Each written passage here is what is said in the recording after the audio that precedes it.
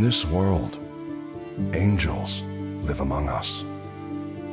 Many great invincible beings of immeasurable power, a bridge between us and the gods. These creatures are not as you might imagine them. While some are human-like in their appearance, most are alien. A sitting mountain, a giant boar, a hovering sphere.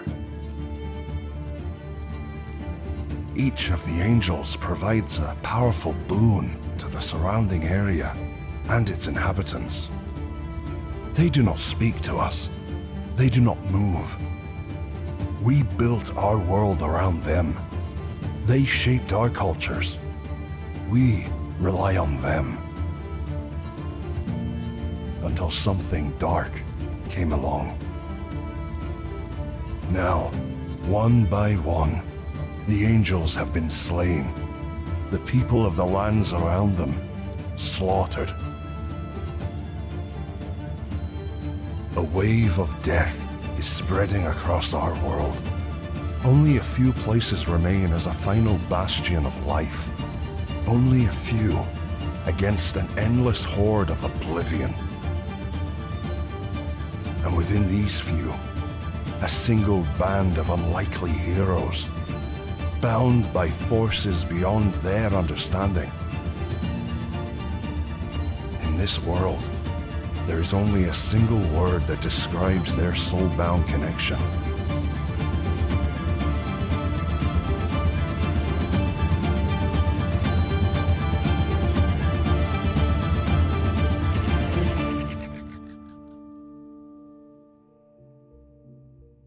What was that? Oh, sure. Gilden, Yes? I suppose you can't see anything, can you? No, not a thing. Gilden has a torch. She does, that's why I I can't can see see it. everything. Just to remind you. forgot. Yeah. Torch flame, I guess. By torch flame flickering in these dark tunnels in the bluestone, the old bluestone mines, Gilden rounds one of the corners, and suddenly you see a bunch of little red dots floating sort of in sync. There are some strange mechanical noises coming from within the dark as this torch light illuminates several little creatures, these strange geometric shapes and forms. They appear to be mechanical beings that have been brought to life by ancient magics. Their bodies are sort of composed of metal, wood, and stone, and they've got these precise symmetrical designs across them. These are the drones. Entirely up to you if you know what these things are, but they are old Goliath Magitech. They have no facial expressions or emotions or anything like that. Instead, they just seem to be communicating with one another in beeps and clicks, when suddenly they produce a bunch of little javelins. Two of the creatures take flight. They have these sort of mechanical wings that flutter very quickly like a hummingbird. And then there are two on the floor, on the sort of ice in front of you, that start rushing forward. These are the little triangular shaped creatures. Let's bring you straight over to the map and get everyone to roll some initiative, because these things are running at children. I don't want children. Stay away.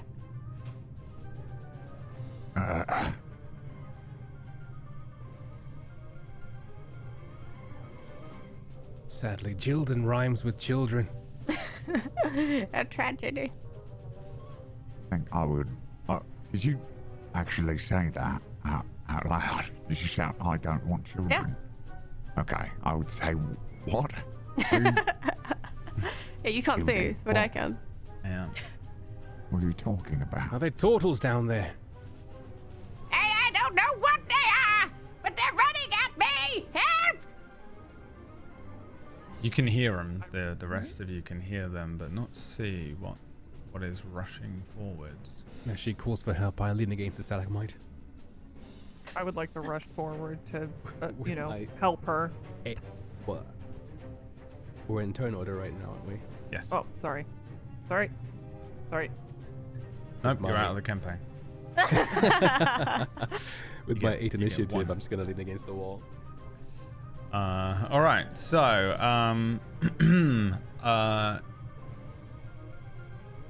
I think I'll give you the benefit of the doubt that you didn't see them. There's no surprise round or anything like that because they sort of didn't see you either or hear you. So, Thrak, you go first. Okay, so I can actually see this one here. So does that mean can I hit it? If you see it, you can see it. Yeah. Okay.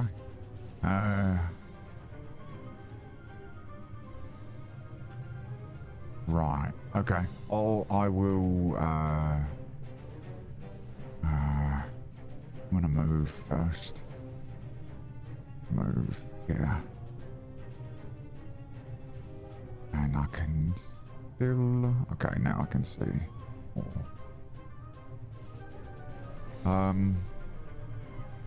Yeah. I'll try and hit this one with a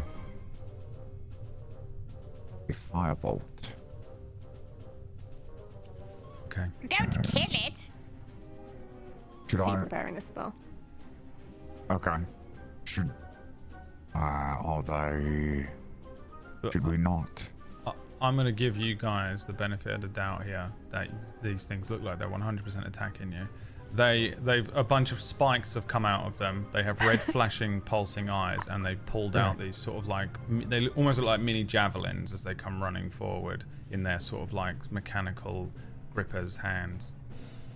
I'm gonna look at Jilden and say, they've just pulled javelins out. Yeah, Okay, they're get it. clicking and Get beeping it. at What each are you other and waiting going for? nuts. Get it. Angry. Right. I will. Yeah. So I'll do that. I'll cast the firebolt, and comes out of my staff, and And that's at the yellow monodrone up here. no, it's at the tri-drone. Blue tri-drone, okay. 20 hits. Okay. 18 damage. Wow. What happens here is this thing comes rushing forward, and all of these spikes come out of it. It starts skittering along, kind of like a spider on multiple legs. As it rushes across the ice, you hit it with this firebolt. You see it strike this creature, and then the pulsing sort of red arcane energy that sort of makes up these sort of red lights that you can see dies out, and immediately the metal, the stone, the wood disintegrates into dust. Oh, I'm so sorry to do this. Is that right? Should firebolt be doing 2d10? Did I accidentally change it, or did it change on its own when I leveled up or something? I thought it was 1d10. Firebolt, I think, is 1d10, but it might do more as you level up. When you reach 5th level, it does 2d10, yeah. Yeah. Wow. Yeah, Excellent. lot. I seem a little surprised as the fire bolt that comes out of my staff is a little more vigorous than I thought it would be.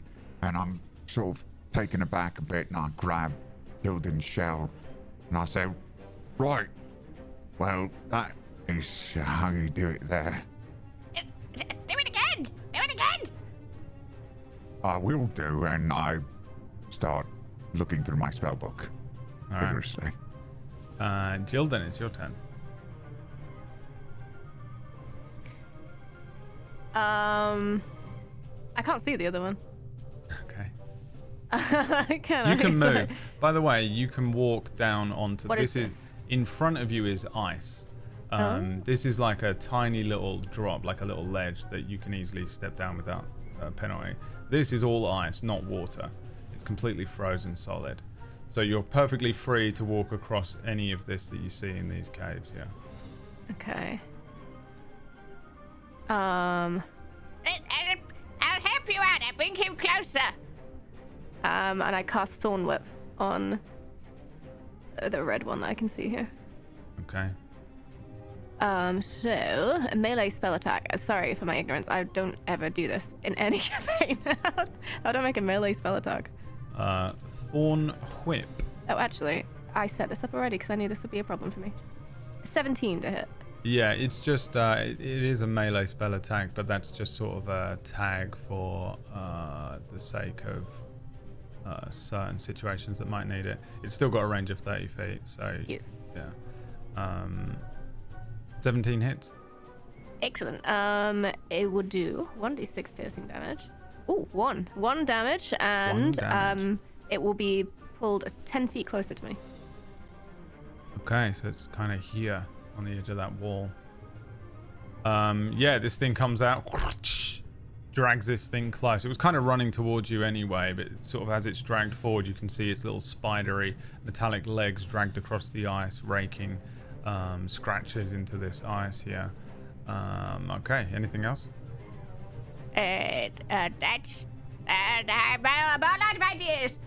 Give me a spell book. And I try and reach out for Threx spellbook. I want to see how to do a fireball. Yeah, are you actually going to take my spell book? I'm going to make a grab for it, yeah. Yeah, okay. I would try to stop you, so how do we do this? You want to do a strength? Strength? Yeah, sure. Athletics? Do an athletics Or check, strength. contested athletics check, athletics. yeah. Why not? 16. 16, 21. I think I'm gentle, because I know you're just a poor old turtle. So, I just, with the strength of, it's like when a child tries to take the remote control from dad, Yeah. and I'm like, no. Roll me a Please focus. D2, Thrak. If you roll a 1, you'll have disadvantage on your next attack. Excellent. Excellent. That's the end of my Thank you. turn. Or some sort of penalty, because you're going to try and circumvent that Actually, with, I'm going to move back. with player a bit. tactics. I know how you think. I'm Are just we getting not ahead next of to you each now. other? I moved We forward. shouldn't be. If you move forward, then she moved back. Yeah. Once Right, you move I know, forward, I then just- she moved okay. back, grabbed the book, failed, and Yeah. moved even further Did back. another step back. Okay. Okay. I don't know what happened to my turn order then, but it's back. It is Cirrus's turn. I'm going to. I'm sure that this is. Yeah. Okay. Can I get past Thrak Yes. in the can- rules of? Okay, You can I pass travel through allies, I Okay. believe. Just double checking. Yep. Okay, I see this thing around the corner. I think I have to come out here. I am going to cast Sacred Flame on it. Which one? The red one. Okay. 11. It's a fail. Fail. It It takes 9 radiant. radiant damage, which I think probably briefly lights up the cave as well while you guys are in Cool. here. The creature's still sort of rushing towards you across the ice here. After that, you probably break, like, bits of it break off behind it, and you see as they break Yeah. off from it, they disintegrate. Okay. Yeah, I pull, well, like, for flavor and not for turned. I pull out my sword and my buckler and I, like, get in position to, like, protect everyone. Okay. The flying creatures now start sort of gliding over towards where you are. I think, see how far they can fly. Actually, you know what? I think this one's going to fly forward. but actually the two of them aren't going to move that much. Instead, they're just going to throw their little spikes at you. Cirrus, as two of these little small javelins come rushing in towards you. 20 and 15 versus your AC. 20 to hit. The 20 hits. Yeah, one of these little spikes strikes you and deals 6 piercing damage. They're like they're really just sort of shards of metal that they're throwing at you, but calling them javelins for the sake of weapon rolls. Yeah, they're sort of like firing these things over. A few of them probably land in the ice and stuff, but for the sake of the actual mechanics, you take 6 piercing. It is Sia's turn. He's relaxing. Okay, I am going to run my movement. That's 40 feet past everyone here. Maybe 35 to go past in front of Jilden. Yeah. Now I can see what's going on. I then take one step closer, and then I'm going to adopt a stance, right foot back, left hand parallel with my shoulder, kind of like a Rock Lee ready stance, and I'm going to use a key point for patient defense. Yeah, so that my bonus action here is going to be a dodge action, making everybody have disadvantage against me if they attack me. But because I didn't need to dash, I guess I'll also use... I'm too far away from this guy to attack him, so I guess I'll use my dart that I have on this pink monodrone over here. Okay. And this one is pink. It's fluorescent pink. Alright, I am going to throw my dart. 60 to hit. 16 does hit. 8 points of piercing damage. How do you destroy it? I just throw the dart towards one of the blinking eyes on this creature, and it flies through the eye, which is a weak spot, I imagine, and then out the back of it. Yeah. As it's falling through the air, it turns to dust, disintegrates entirely before it even hits the ground. Is that the end of your turn? That is my turn. Okay. This one will rush forward and attempt to attack you with disadvantage. Oh, it's got 3 times multi-attack, so let's see. 6, 12, 9. I block and defend every attack. Yeah, it's a bunch of like little spikes rushing up at you, and you're just... Yeah. 8 trigrams, 64 palms, defensive mode. Neji defense. Activate. Thrak, your turn. Right, okay. I think I've dropped my spellbook. I fumble with it after Jilden's attempt to take it. I drop. And I think, I want to say, like, maybe I fall over or something. I pick it up and I'm looking around, and I would like to know... I know a little bit about these creatures. They are mechanical in nature, right? There's nothing organic about them. Right, yeah. I mean, the parts of them are sort of organic, but they weren't grown. They are constructs that were made with old Goliath magic. They're just little drones that were designed for lifting and very simple menial tasks that have been left here for so long. They've just sort of gone a little crazy. Right, okay. Yeah, in that case, I'll just, I'll cast Firebolt with a disadvantage on the monodrone. Yellow. Okay. Right.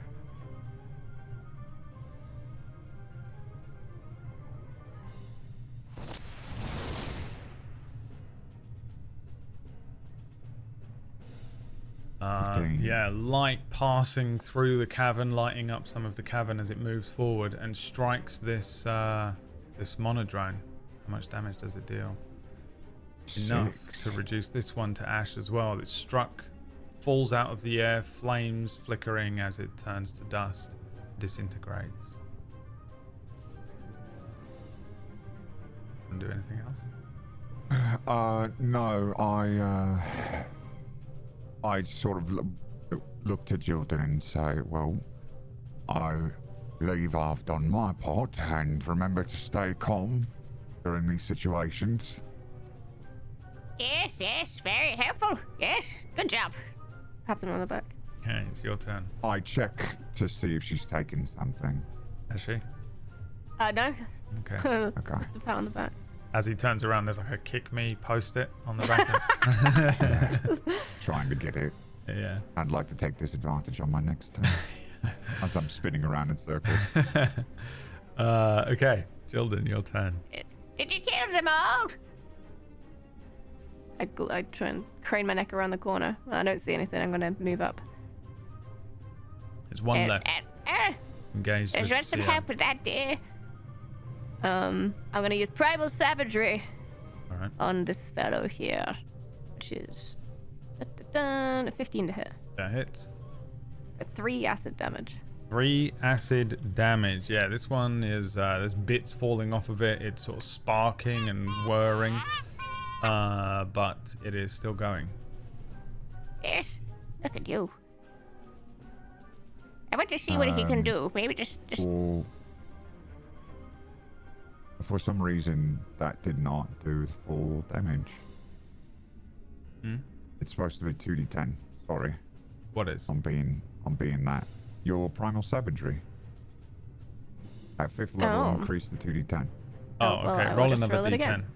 This one. All right. Well done. Well done. Yeah, it's the Thank same you, outcome. thank It does do 1 extra bit of damage, but doesn't kill it.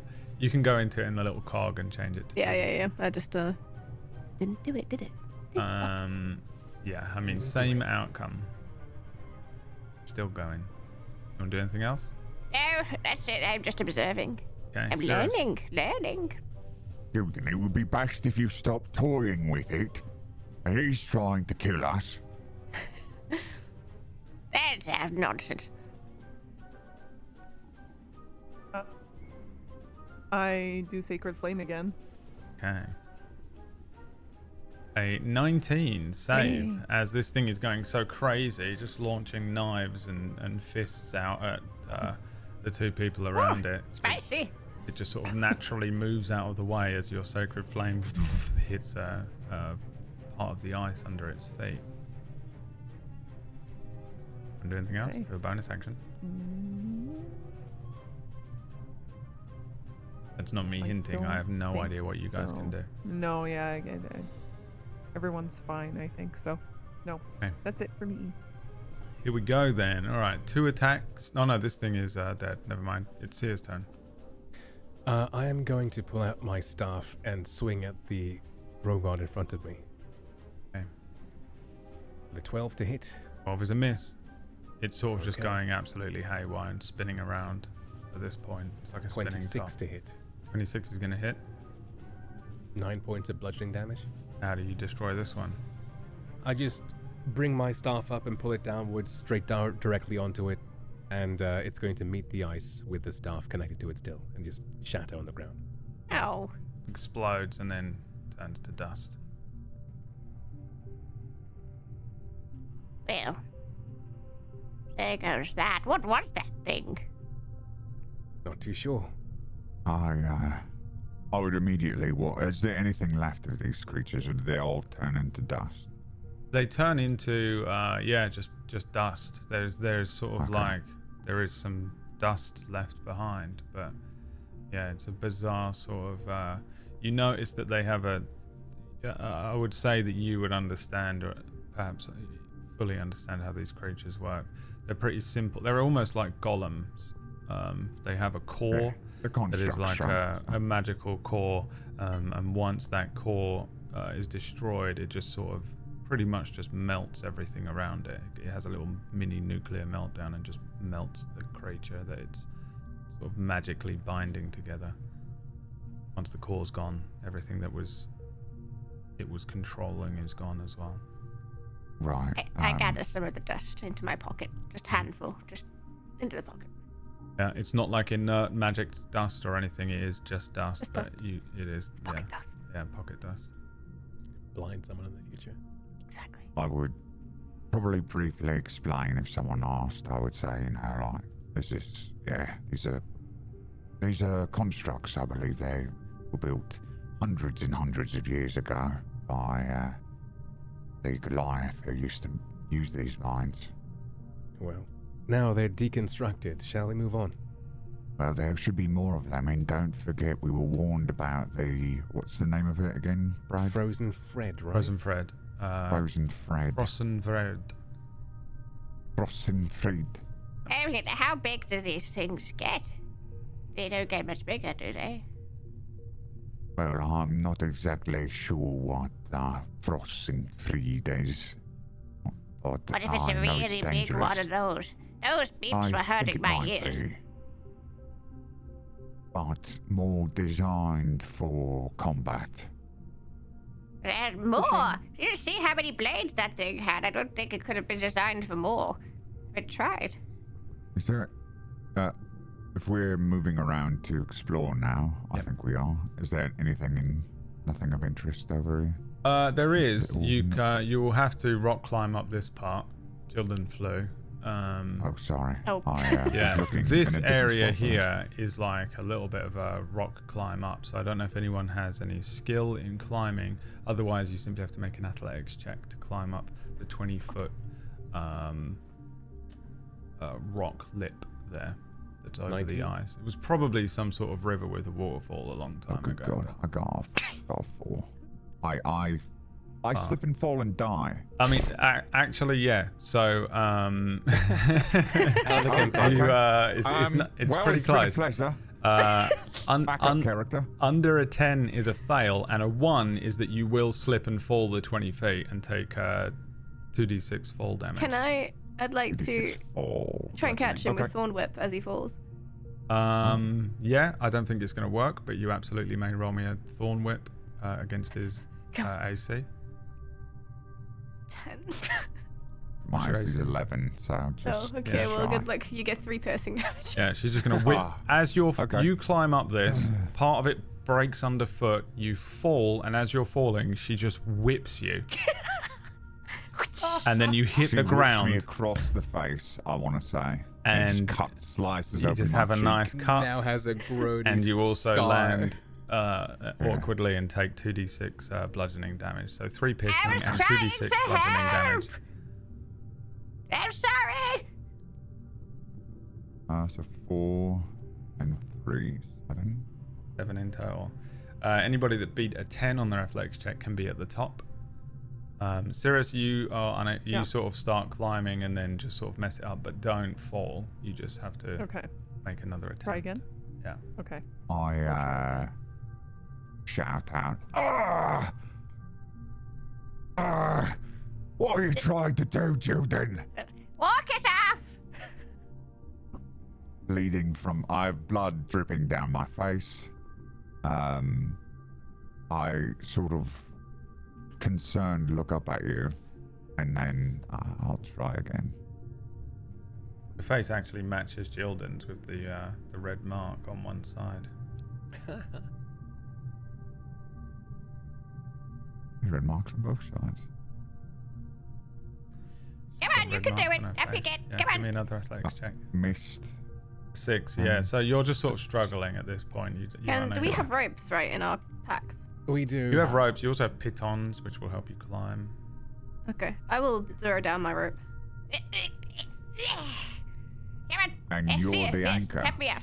I tie it around the stalagmite over here, and then just lean on the stalagmite, and Okay. I'm not really paying attention anymore. Yeah, I have no idea who's tied it. I just assume that I can help. So, I'm just holding it as if I'm the only person. Well, why? Come on.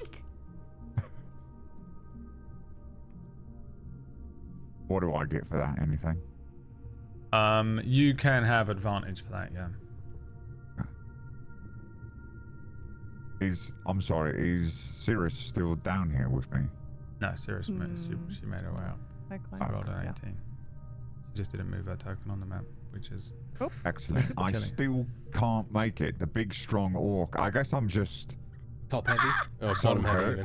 even. from my, and I'm like awkwardly trying to carry my staff and my Yeah. and climb the rope. And Three fails here. I'm going to say that takes a little while. What is Cirrus and Sia doing at the top here? There really is sort of just nothing more than pretty much a dead end. As you sort of maybe take a little glance around. But there is a bunch of, and again, these mines are very old mine shafts where they would mine out blue stone and any other gems and resources they would find.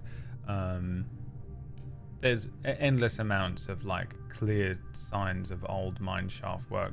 Lots of these areas are kind of structured with wooden beams and things as well. I didn't have time to like populate the entire map with exactly one what you're seeing. But the only real thing of note up here, while they're struggling behind you to sort of like throw a rope down to Thrak and stuff, there is a lockbox that seems to still be somewhat intact, very similar to the other one that you found. It isn't too badly broken, but it is still locked with a little brass lock on it, and the sort of gilding or whatever that sits around the wood. I'm just standing, staring at the box, but not really saying or doing much. Just kind of listening to Thrak struggle and smiling to myself a little bit, I think. Is Thrak still struggling? Like, does he need more help? Because I could walk over and grab the rope that he's holding onto and try to pull him up. It's entirely up to you what you're doing right now. Yeah, I probably wouldn't just, if he was still struggling, I wouldn't just be like, oh, a box. So I would. If you come over, I like hand you my staff so I can use both hands to climb up. I'll try again. Okay. That'll do. Wow. There we Okay. go. Yeah, you're able to make it up this time. I knew you had it, didn't you? And I'd swipe your cheek, the blood on your cheek, and I'd take it and taste a little bit, and then add it to my cheek. Hang on. Roll me a d20, Gildan. Okay. 4. You've contracted orc disease. You're now able to shift into an orc. No, you. Yeah, nothing happens. You're good. What were you doing? Salty. I hand Thrak's staff back to him, and I reach into my pack and pull out some gauze and just kind of like wipe the blood from his face. It's like I'll let you freakishly do it, tender. but I'm Yeah. right, but I'm a little. I think I'm like a little. Actually, I don't let you do it. I think I okay. brush you away, and I'm like, I'm fine, thank you. Gildan, I would appreciate if in future you do not drink my blood. Drinking is a big word. I was tasting it. Right. A sip. I think you would see there's some real anger in his eyes if you deign to notice. You may not like apparent in his voice. Yeah, that was. Yes. You're precious about your own blood.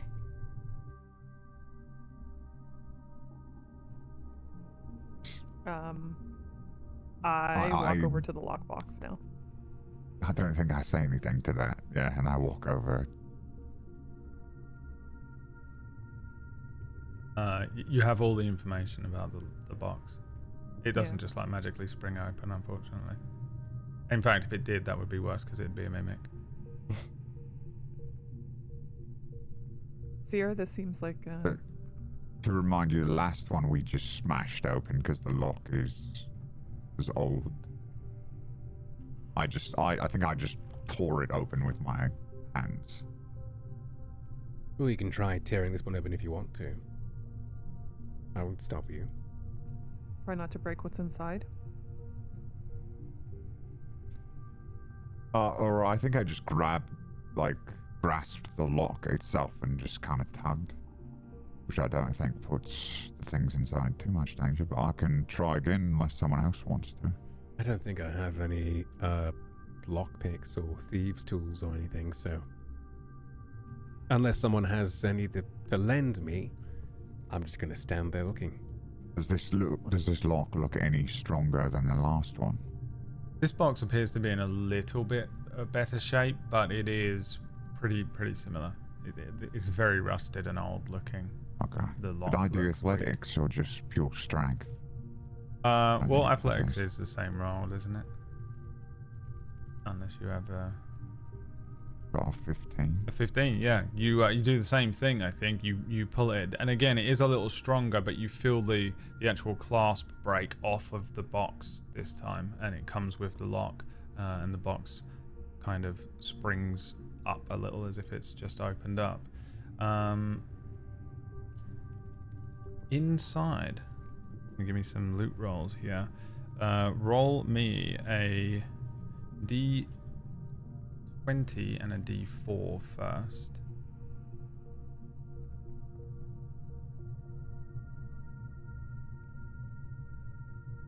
N and 4.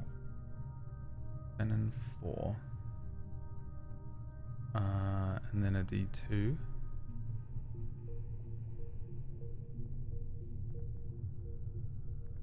1.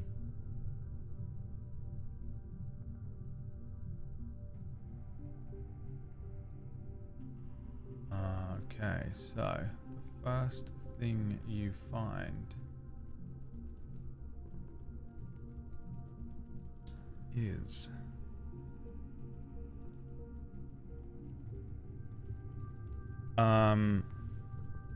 wow, a bizarre sort of little gadget. It is very similar to the creatures that you just defeated, in that it seems to be made with a few like stone elements, but mostly metal. In the center of this thing, there's a little red arcane glow coming from some sort of gem, maybe a ruby, embedded into this thing. And then there's just lots of sort of circular mechanisms that roll up and up and up. And on the surface of this thing, there's a few little runes that would be in Goliath, and then 2 little hands on it. Essentially, this thing, you get the sense this is a gadget that tells you the time of day. Okay. Yeah, I'll pocket that. Like, okay. Okay, and then you rolled a 4.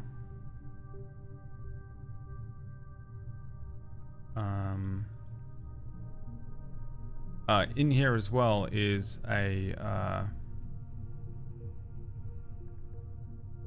I guess what it would look like is just a yellow square. When you pick the thing up, it isn't painted, but it is a very sort of bright yellow in color. It's kind of garish, mustardy yellow. And what it is just a sort of wooden square, it looks like, as you pick it up. Then as you sort of feel it a little more, you get the sense that it might be ceramic. But again, it feels very odd. It's too light to be ceramic, but too heavy to be wood. The sensation holding it is very strange. It's extremely smooth and very well carved, but it's extremely plain. But the shape is like a perfect square. It fits in the palm of your hand. Okay. And A yellow square for now. a yellow square. I show it to everyone. Does anyone know what this is? A yellow square by the looks of it. But can I roll to maybe ascertain what it might be? You can roll me a history check with disadvantage. No idea. No A idea. yellow square? I rolled a Is 9 and there, a 6. something magic to it? Magical? Can you detect it?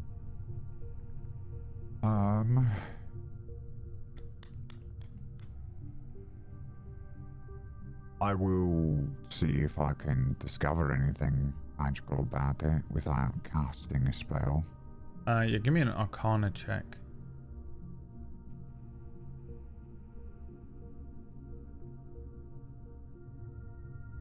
A 9. Absolutely awful roll. It's extremely hard to tell. whether this thing has magical properties or not. It's either unbelievably well crafted for whatever the hell it's supposed to be, or it does have sort of a magical element to it. But yeah, I don't think you can tell without casting some sort of spell like detect magic or something like that.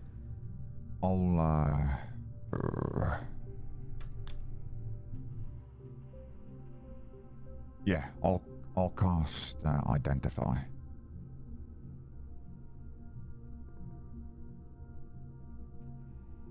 Which you want the identify? I remember I bought the pearl that worth. Oh 100. yeah. So you find out if it's a magical item.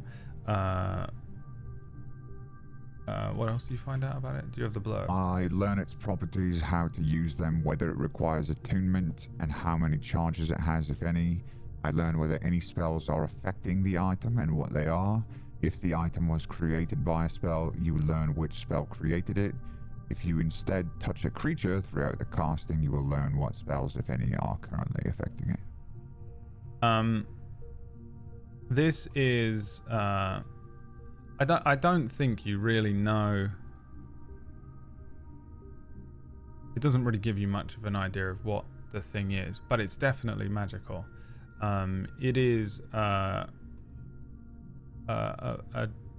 transmutable square of some kind. There's a strong sense of transmutation from this thing, but for what purpose and in how you do that, you're not really able to tell. But it is certainly a magical item, and it's a transmutation item.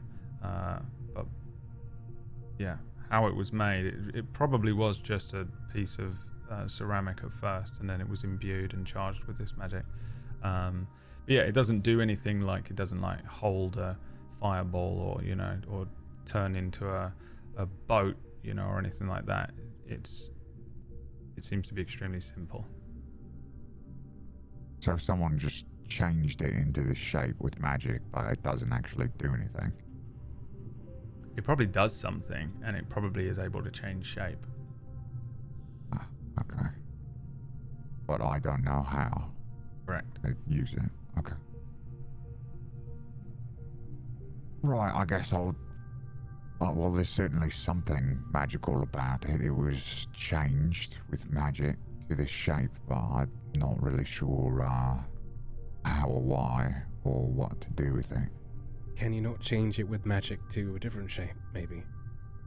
I do not have the knowledge to transmute anything, apparently. Well, I suppose you could keep it with you if you want, as a lucky pet yellow square, and we can keep moving. There is also a will potion in here. Oh. Well. Also, Jildan is still under the effects of a potion, but I forget what it was. She has 3 eyes. Perception. She has a third That's eye. right, she has a third eye. Yeah, there's a potion in here. It is a sort of iridescent liquid that is red in color. But it's not labeled in any way. It probably was labeled, but the label is long since gone. Is it a similar red color to the healing potions I have? No, it looks different.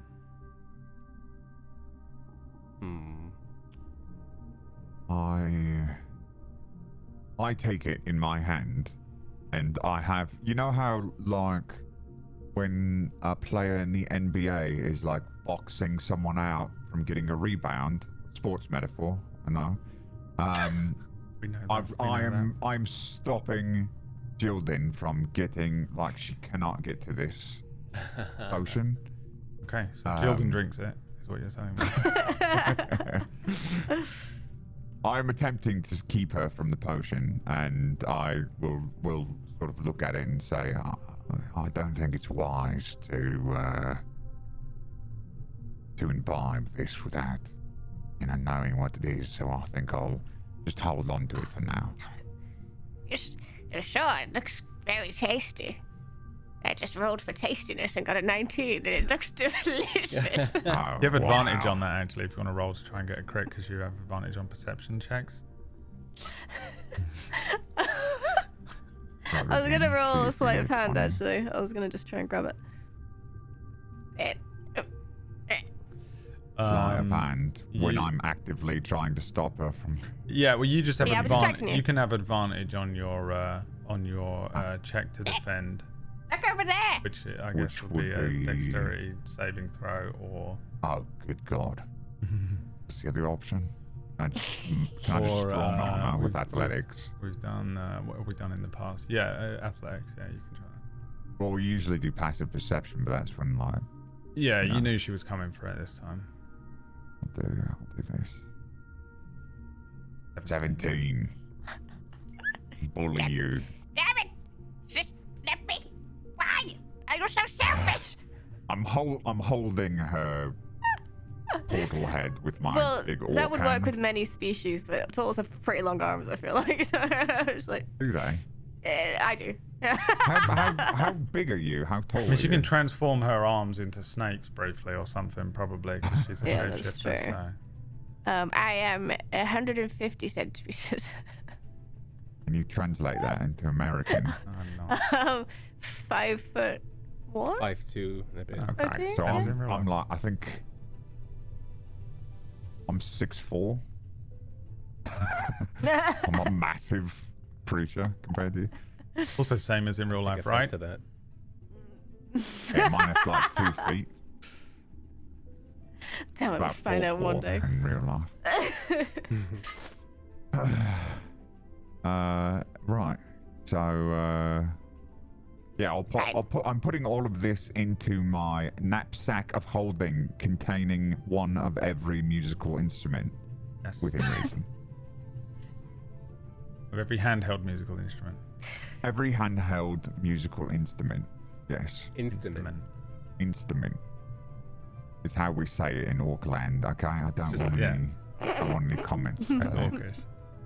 Hey, there you go. It's just orcish. Orcish. It's literally orcish. That's it. There's nothing else up here.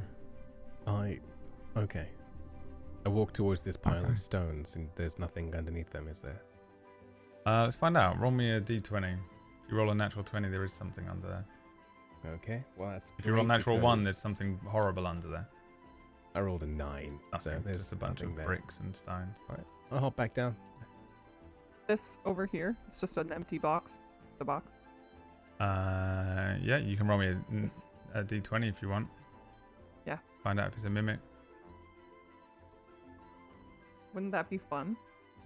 It No. would be, yeah. And it'd be nice. 8. Would you believe in all these years I've never used a mimic? As a I DM? don't actually believe that. You've never Yeah, done that it before. might not be true, but I'm pretty.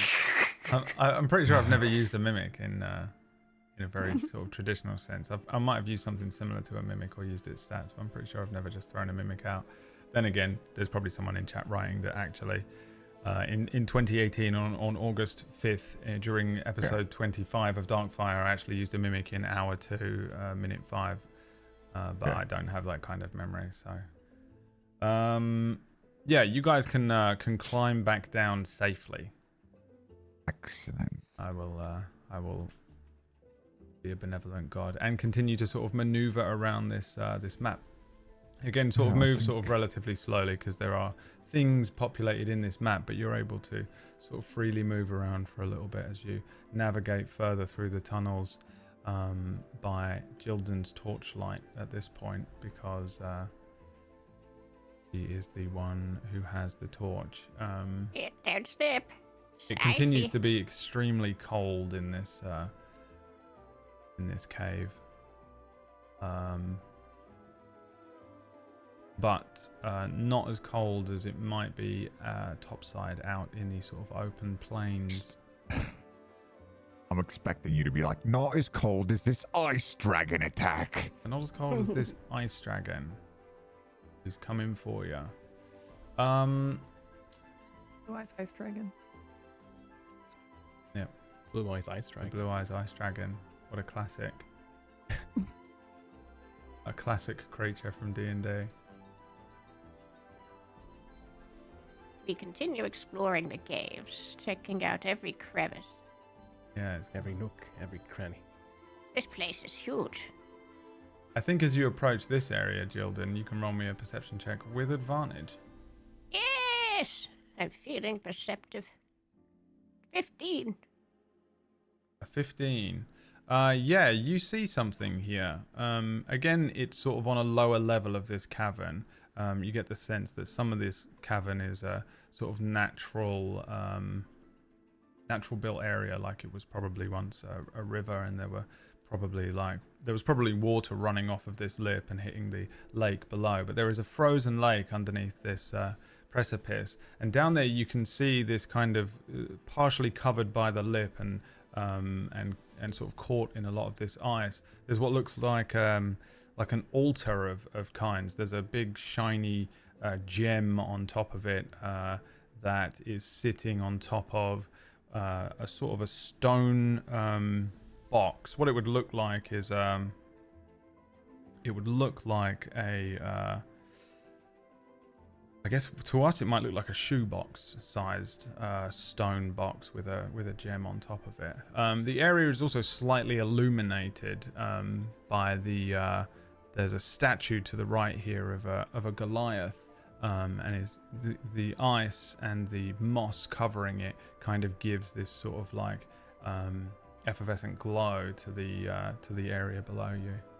What is the expression on the Goliath's face?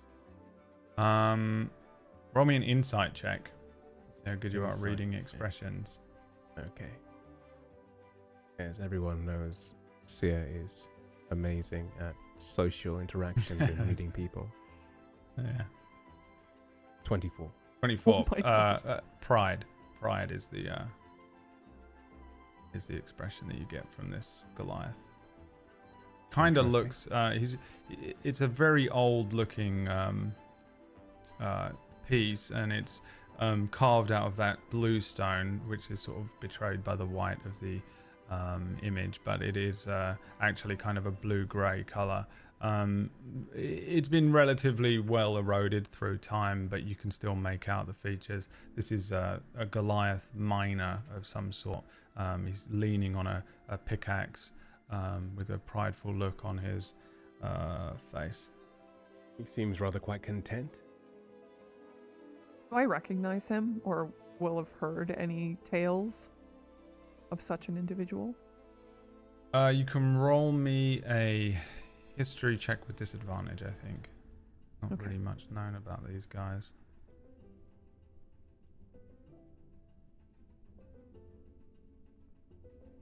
Natural one. Okay. You know what?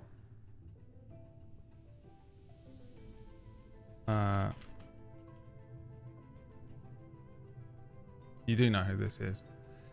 Incorrectly. This is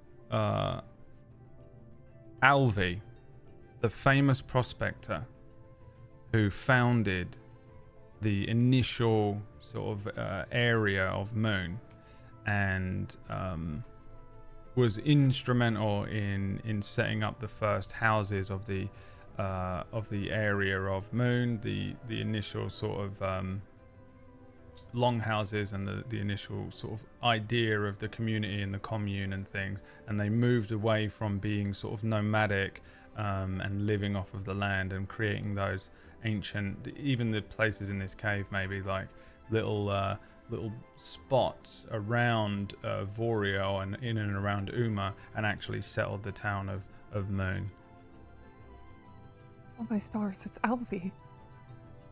Alfie? I believe that's algae on the statue. Alvi, What? the founder of Moon. I'm surprised that it's so far deep in the mines, but perhaps they were planning on moving it to the city or the town proper. He looks prideful. You know, he reminds me of someone. He looks like my cousin, Billiam. He's a liar. Ilium, you say? Yes, Billiam. Like to make lies. All the time. Well, I assure you that Alvi here is not Billiam. He's not a liar. He's a very Yep. well known and well respected. You promise? Yes. What about this? And I point to the gem just below us. that I have been fixated on for most of this time. Thrak, roll me a history check.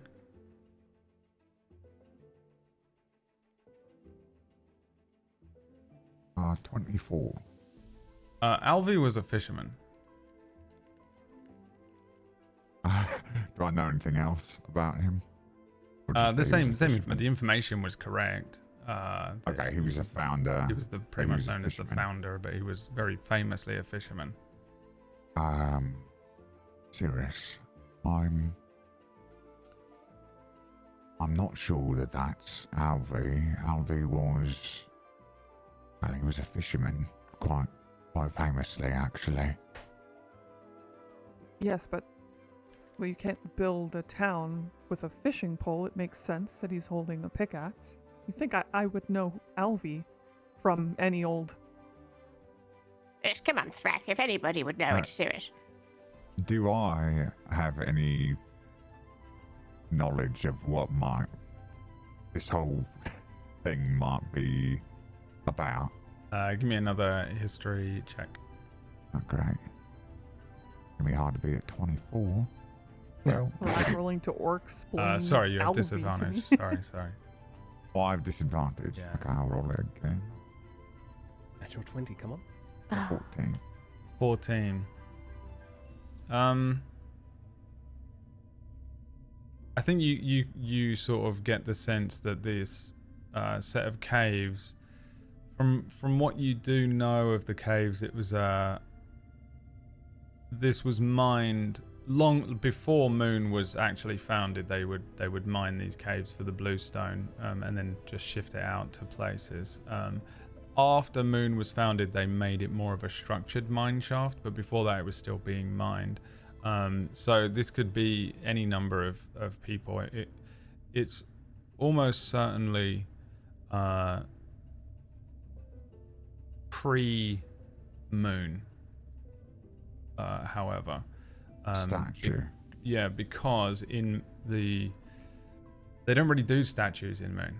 There aren't any. I think that would be the giveaway for you. They don't idolize people because they worship the mountain and the nature of the mountain. So there's a sort of I think that would be the logical conflict that you'd come to. Right. I would say, Curious. Have you ever seen a statue of any Goliath in Moon? Well, no, it's it wouldn't be proper or appropriate. Right. I think that these caves were mined long before Moon was founded. I doubt that is Alvi, as a statue of him, of course, would have been created after Moon was founded. And after Moon was founded, I believe they stopped making statues of Goliath anyways. I think this is someone else. Though I'm not sure who. And I'm not sure about the gem. I just look at him like he took wind out of my sails and then I turn wouldn't back even and notice. look away. Natural ones suck, huh? Yeah, I'm so sorry. I would believe that I'm just spreading knowledge, which is what everyone wants. Yeah. Why wouldn't you want to know the truth? It's also the I'm an worst thing in the intelligence world character. when you do roll a natural one in a conversation like that, you know, Yeah. and you're like, oh yeah, I mean, 4 times 7 is 21, you know, and then Double someone's down. like, I hate to let you know. But I have to. I couldn't let this go. Yeah. Just in case you would think that this was Alvi for the rest of your life. Well, no, it's. Yeah. I think he's more practical for Brack. I think he doesn't want us to make any decisions in this area based on false information. Oh, Mirggles agrees with you and is fine. Cirrus is like, Sirius now has a deep hatred for orcs, especially ones with glasses. Well, I'm probably the only one. It's not true. Yeah, so now this drop is a little more dangerous looking. It's probably about 30 feet down, and it's kind of an overhang, so you'd have to drop the last 10 feet down. So unless you want to try and sort of navigate around the cave and try and find a safe route down, that is sort of really the only option you have in front of you. Or you can just carry on whatever you want to do. I'm fixated on the gem. I walk away. I leave them to it and just kind of like almost petulantly storm off in the way that Cirrus is just stone-faced and walks away. Okay.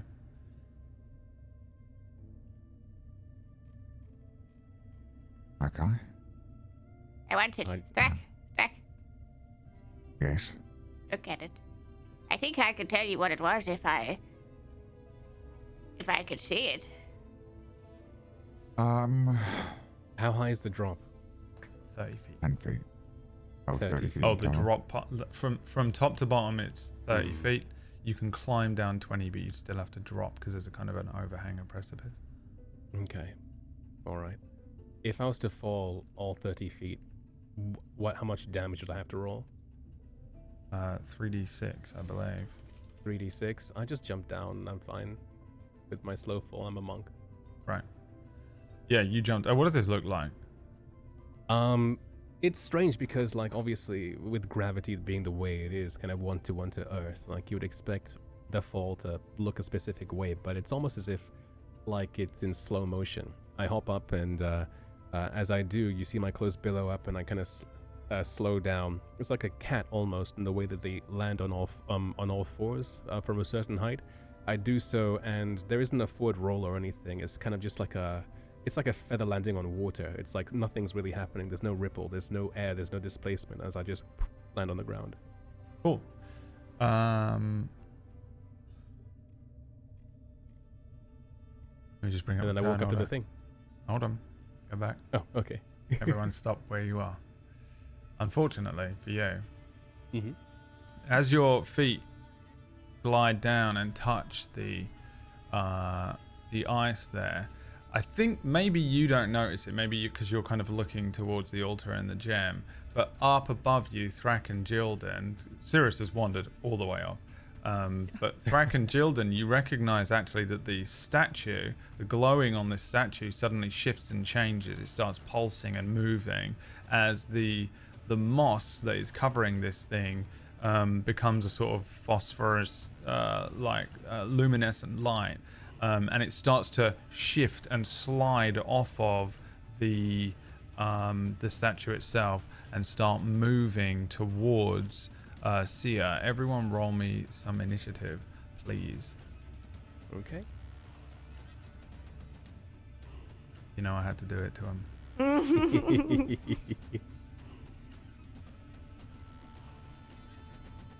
I watch this happen with an amount of a blasé attitude. Okay. Just like, You are Interesting. fighting some cave-like moss. couldn't have happened to a better person. I agree.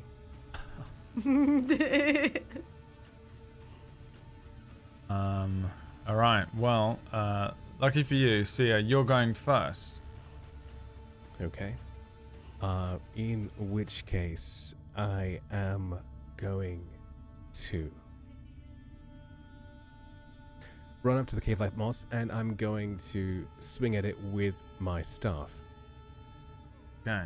Yeah, this thing is bizarre as well. It's just like a bunch of stems and moss, just a big sort of feathery mass of green. Phosphorus spores are sort of coming off of this thing. And essentially what you're looking at is a big plant carnivore. Okay. Yeah. So I swing at this thing with my staff in an arcing motion down towards like the stalks, trying to snap them off, like where they seem to bioluminesce. Okay. With an 11 to hit. I think 11 does hit it, but like doesn't hit it in any such way that seems to do any sort of damage to it. You just kind of hit it, and a bunch of like moss and dust comes up, and then but the creature seems to continue moving quite slowly towards you. All right. Then I'm going to swing at it one more time with a 14 to hit. 14, also a miss. Same thing. You're just kind of whacking away at this thing, and it's just kind of creeping forward towards you. Okay. In which case, noticing that I'm not having any effect, I am going to close my eyes, and as I do, the 6 slits on my forehead then flutter a tiny bit and then remain open, staring at this thing.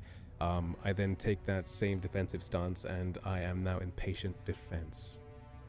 Okay, I have no idea what that means, but okay. It means disadvantage on an attack on me.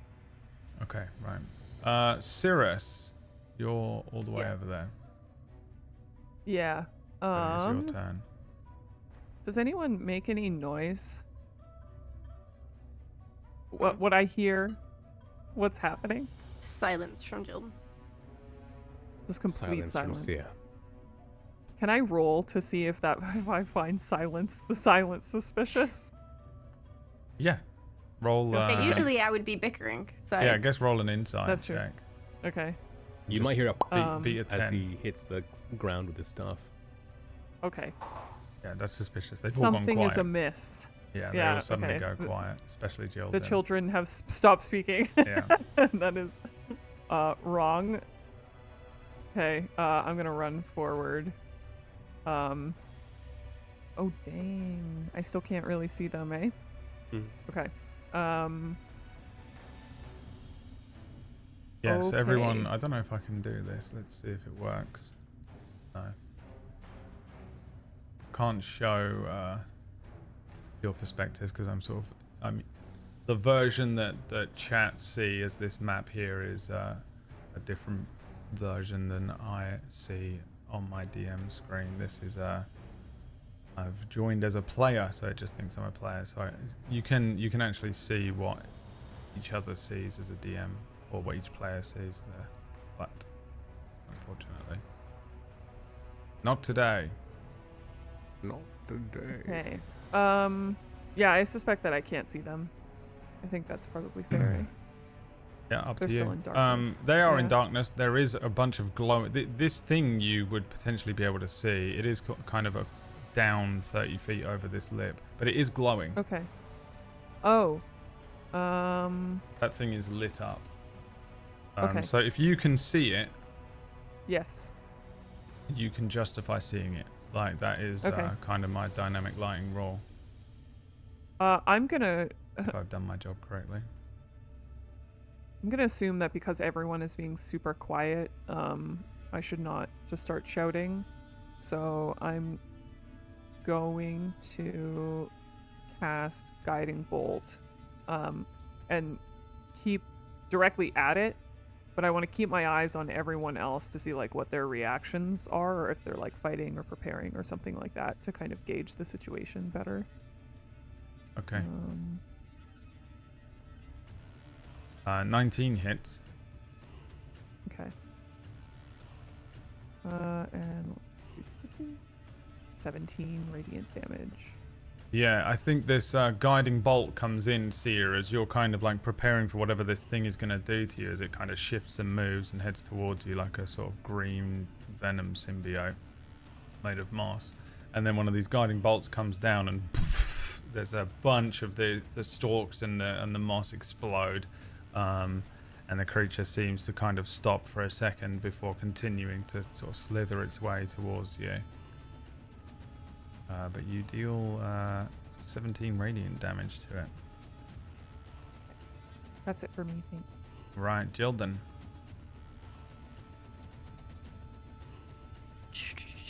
I once again call forth the power of the moon from my staff, and a large pillar of light seems to illuminate the cave from no apparent origin.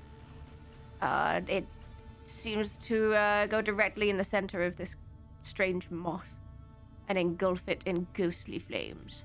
So it's a con save, please. This is Moonbeam. Yes. I don't think there needs Should to be be, any daylight or anything to use it, from what I read. No. So. I know some spells are like that. It has to be a full moon. Natural 1 for my con save. Let's see.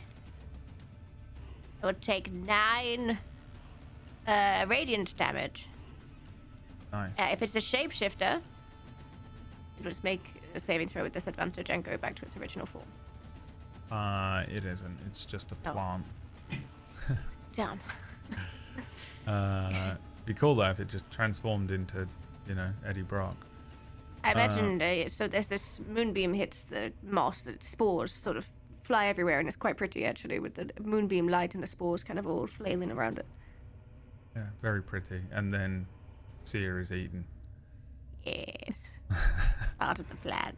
That's the end of my turn. Okay, Thrak. I think I'm a little taken aback here, but I'd like to know if I'm, like, in this moment, would I know what the hell is happening? Like, do I know what this thing is? Do I think the statue has come to life? Like, Roll me a nature check.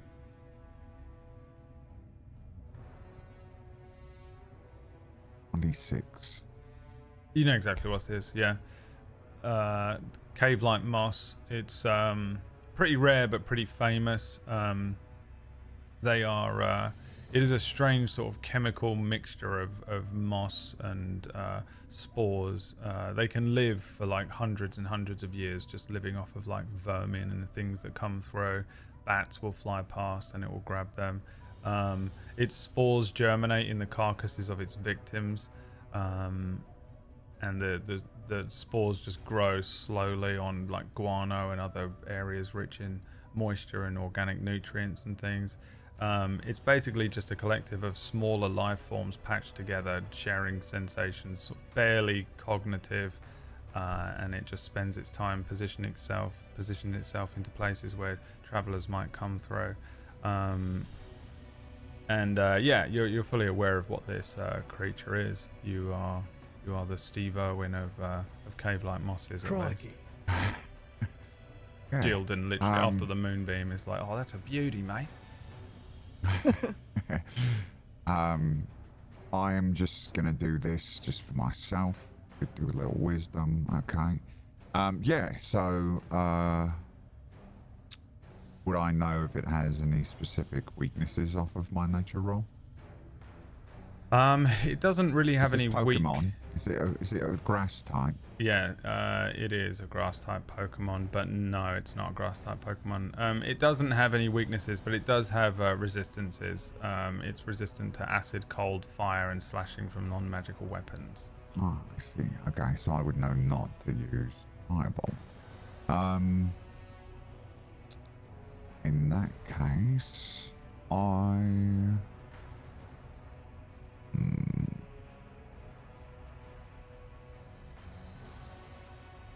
think I'm going to use a magic missile on this fellow. Just the regular magic missile, not a higher level. Okay. So, magic missile is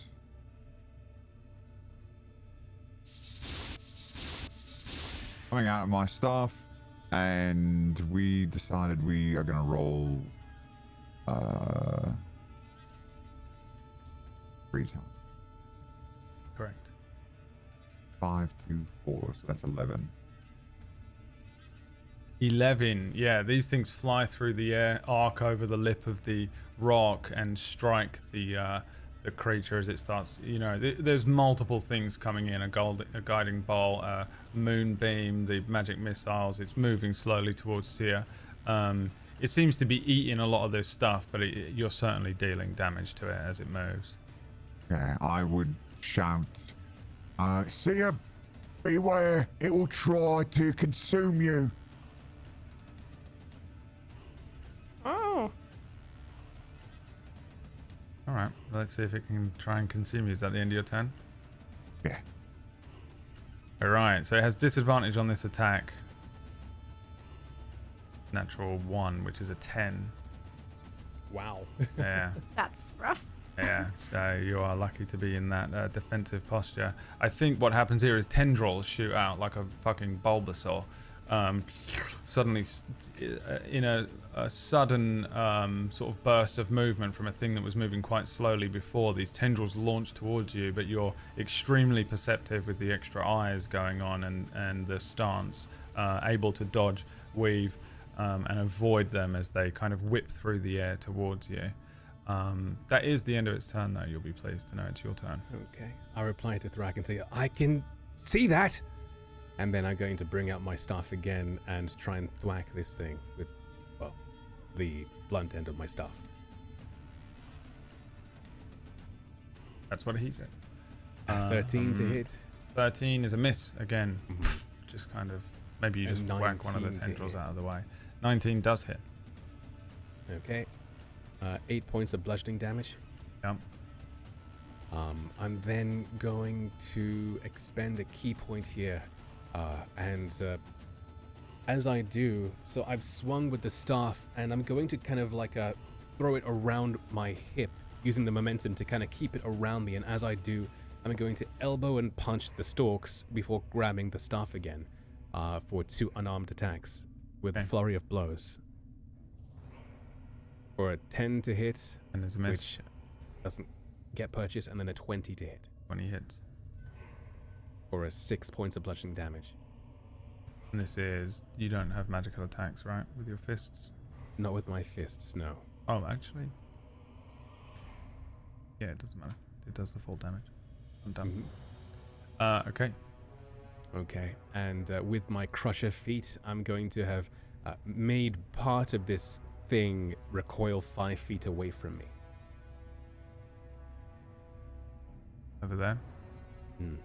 And on the on being told that this thing will eat me, I think I actually, can I move it up this way instead, or is it just away from me? Yeah. Okay. Then I'm going to move back a bit. Okay. Cirrus. To run forward to meet them. And then based on what I have witnessed thus far and the damage I did with my guiding bolt last time, I'm going to cast another guiding bolt. Am I?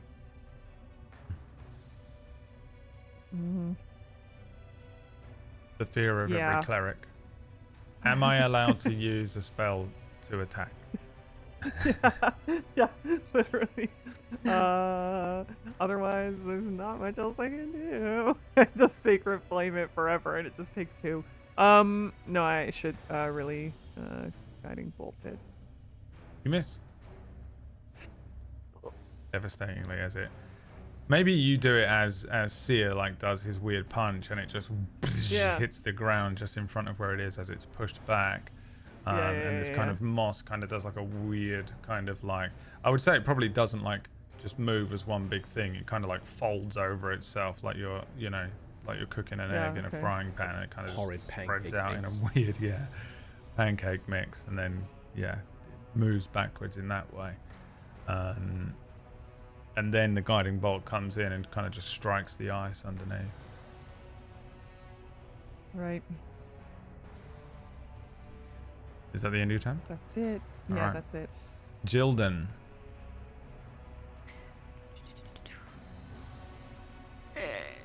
Does any of this area look like I could clamber down as I sort of work my way around it, or does it all look the same height? All Yeah, 30 foot? it's pretty much the same height all the way across. Okay. Is there a way for me to get above this statue area, or is it too uneven ground? Can I look down upon it at 30 feet directly down? Yeah, if you can stand on this bit of rock over here and be directly above it. Okay. So where was I? I was there. 10. If you can I get, can do that. yeah, if you can stand next to the token, you would Yes. be directly 30 feet above it. Yeah, Excellent. you're not in its threat range though. Yes, wonderful. I use Thorn Whip. Okay. And It hits Thrak in the face. it's a 22 22 hits. for 3 piercing. Okay, and do you drag? Is it dragged upwards? Yes, it would be dragged 10 foot towards me. Okay, so the token doesn't. There's no verticality here, but it is 10 feet up, kind of stuck on the bottom of this this overhang of the rocks here now. Yeah, So it's still in the moonbeam. Yes. still in the moonbeam. Yeah, moonbeams. An ion Yes, sir. cannon, I assume. And yes, I would adjust the moonbeam to be directly on top of it as my bonus action. You but should it be able to seems- move doesn't need that to move. token, the spell tokens, if Yes, you want I to move can. it around. Seems fine. And that's it. That is the end of my turn. Okay, Thrak.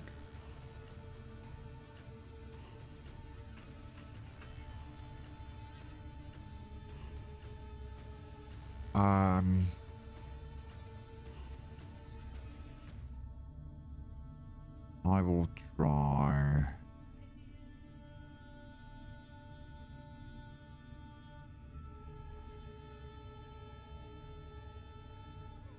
I don't. I'm gonna try to do Ray of Frost. Okay. I have not done this one before. A frigid beam of blue-white light streaks towards a creature within range. Make a ranged spell attack against the target. On a hit, it takes 1d8 cold damage, and its speed is reduced by 10 feet until the start of your next turn. So,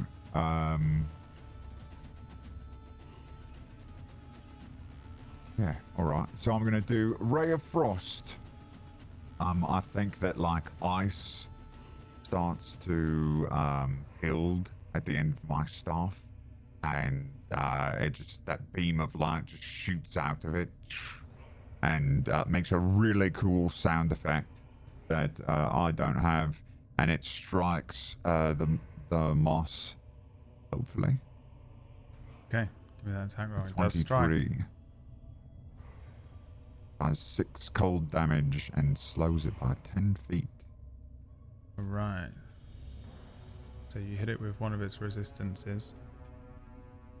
So it only does Oh, it's 3 resistance to cold and fire. It has is it? resistance to acid, cold, fire, slashing from Oh. non-magical weapons.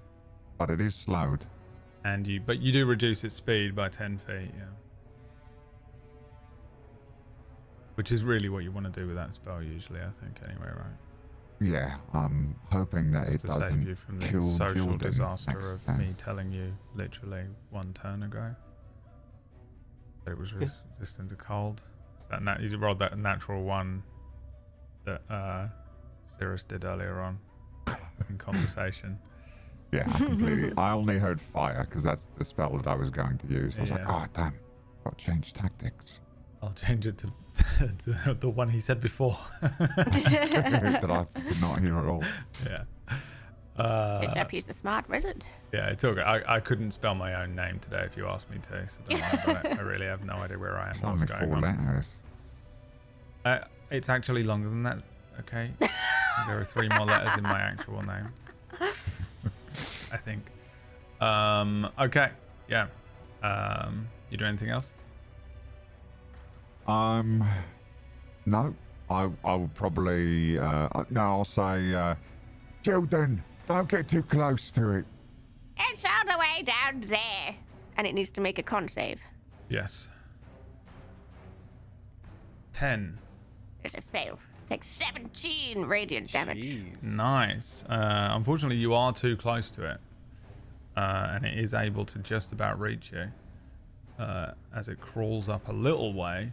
It starts, instead of going after Seer, it starts crawling up under the lip of the thing. Does some Mission Impossible 2 Tom Cruise moves here and goes kind of, show my age, goes underneath the lip of the thing. And then some of those Bulbasaur vines and tendrils come out and try and sort of whip at you. Here, Gildan, On an 11, I'm guessing it misses you. You think I'm old, but I'm nimble. Dodge out of the way. Yeah. I think they definitely hit you. They just hit the shell. Yeah. May 24th, 2000 was when Mission Impossible 2 was released. Yeah. I was 43. Sia, it's your turn. Okay, I think I am going to run back 5, 10, 15 feet towards this thing. I'm then going to try and run up the wall 10 feet to get to this thing. And then swing at it with my staff. Okay. Okay, staff. 25 to hit. That hits. Okay. For 5 points of bludgeoning damage. Yep. Then again, 17 to hit. For another 7 points of bludgeoning damage. Okay. As I It's try still and going. scrape this thing off the wall. Yeah, I It's think you still do going. scrape a bunch of it off the wall. It kind of like parts of it do sort of like slough off this thing as it kind of like falls apart under the strikes. And it does sort of fall into the moonbeam and just get burned up as it parts of it are reduced by you. It does look significantly reduced right now. I'm going See, to it expend. distracts it while I run. I'm going to expend my final key point in order to. Do I just keep punching at it, or do I try and do? Yeah, I haven't done it before. I use my final key points to basically punch at the wall, and as I do, I'm gonna, at the last second, claw my hand out and then dig it into this moss, and there is a bit of like a reverberation. You see like almost like ripples in waters, ripples in this horrid like pancake mess of a green ooze. And I have now done Stunning Strike. It needs to succeed a Constitution saving throw or be stunned until the end of my next turn. My favourite move in all of D&D, by the way. Right. Stunning Strike. PB did it to me every single week for like 9 months in Darkfire against every boss. And it worked every single time. Like, never made the save against it. It is almost counterspell levels of RP destroying, game ruining moves. Yeah. Yeah. So yeah. There's other ways. There's other ways around it. So I have to make a what save? A Constitution saving throw. 9. Fails. It is not stunned. It continues moving. Oh. There are other ways around it. Legendary resistances or just no? Yeah, it has an immunity to stunned. Unfortunately. Okay. I assume because it's just a blob mess. Right. And also it's actually really weird because it says here in my notes that everything is immune to stun in all of my games Quura? going forward. Oh. That's weird. And they have been since 2018. Why? I wonder why I wrote that into my notes there. That's bizarre. Okay, yeah, no, unfortunately this is literally just immune to being stunned. Alright, I've learned for next time when I land. Okay. Cirrus, your turn. Yeah, I'm gonna move forward next to Thorak here and cast Sacred Flame at it. Dex save coming in 3. 10 points of radiant damage. How do you destroy it? What does it look like? What happens? Cool. I just like raise my hand and then make a fist, and the bright icy light of the sacred flame just kind of like envelops it in a little bit of a small tornado, and it just kind of eviscerates every single spore in radiant light. Nice. And then it just goes. I hiss and go, healer, stick to healing. Not really. It's a cantrip. It's a cantrip. That one, it's a cantrip. Yeah, it is just sort of obliterated. The bits of it that were sort of hanging on and crawling up, the tendrils and stuff, all fall limp and fall off of this thing. Parts of it falling through the moonbeam and kind of being burned off. The sacred flame sort of dealing most of the damage, and this creature clearly falls inert and dead. The glow from the creature falls dark as the cave-like moss is destroyed. Yeah, take that, greenery. So I don't trust nature. Never trust nature. If you have command over nature, you don't need to trust it. You just have to command it. Well put. I do regret how many of the creatures we've had to destroy in this mine that were living perfectly peaceful lives before we came. Well, I mean, you put the finishing touches on that one, so I don't know how bad you actually feel. I think it I says say more with a about grin. how I feel about you. What do you mean? Bet she could have just left you to die, boy. Why didn't she? I will mull over that for the rest of the evening. Yes, So- perhaps next time it'll take her twice as long to think about it. Perhaps. Maybe a little nibbling is good for the humility. I should be so lucky. I'm gonna stand on the thing. Yes, you approach the sort of altar here, and this is an altar that's sort of set within a lot of this blue stone, but the cold and the frozen area of the frozen lake underfoot and some of the ice hanging down gives it a sort of curtained effect. It looks almost like a crypt or something like that, but you get the sense that it isn't, but it's that kind of look to this thing, this kind of ancient testament to the old ways of the craftsmanship of the Goliaths before, that relied a lot more on sort of mystical power and arcane elements to survive here. You get the sense of a sort of shimmer of faint arcane energy, and you sort of step up to this altar, which is the map doesn't really show it, but it is a rectangular structure about waist high, adorned with all these sort of like carvings and etchings that have sort of ancient arcane symbols into the blue stone, and the gem atop this thing is embedded into the top of the stone here, and you get the sense that the top of this thing has a small stone box that presumably contains something. Written around the edge of this box is a familiar script to you. You can tell that this is Goliath script and text, but I don't think you can read it, right? Nope. Seems useless down here. Let's keep moving. I kid. Useless. It's in Goliath. I need one of you down here. Oh, for pity's sake. I climb down. All right, give me an athletics check or an acrobatics check. Mind your step.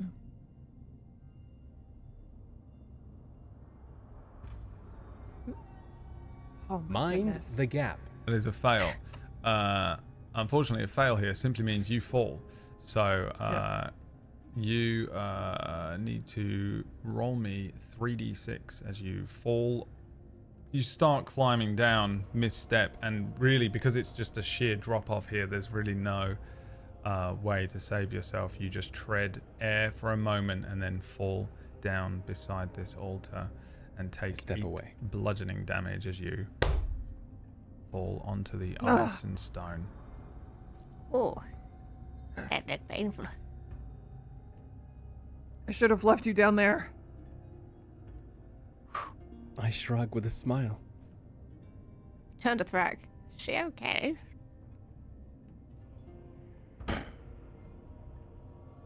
I go to read I'm Goliath. not sure. I step away, presenting the dice for the bluestone magic altar with my hands just, half jazz hands, half like butlery presentation, like your stage. There you go, your stage. This is what you I read upon the cobble. text. Okay.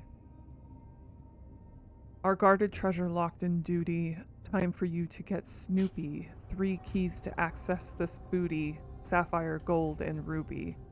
1 for each degree from cold to hot around the cavern they sit.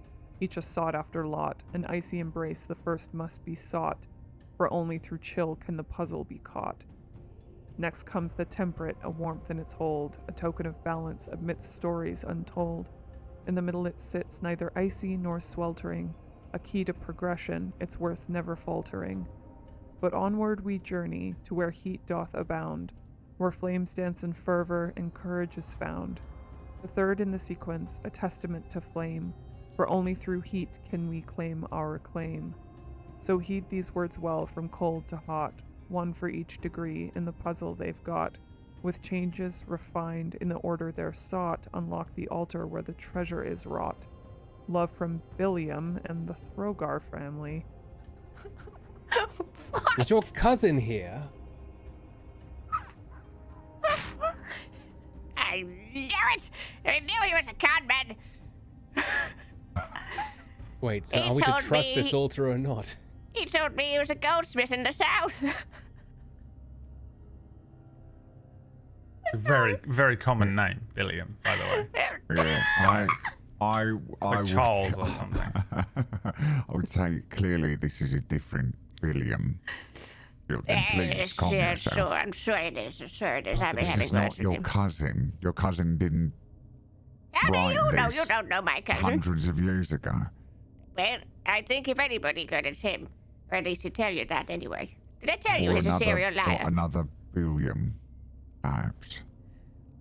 And, well, you know, something's razor and all that. Billiam's razor. William's razor.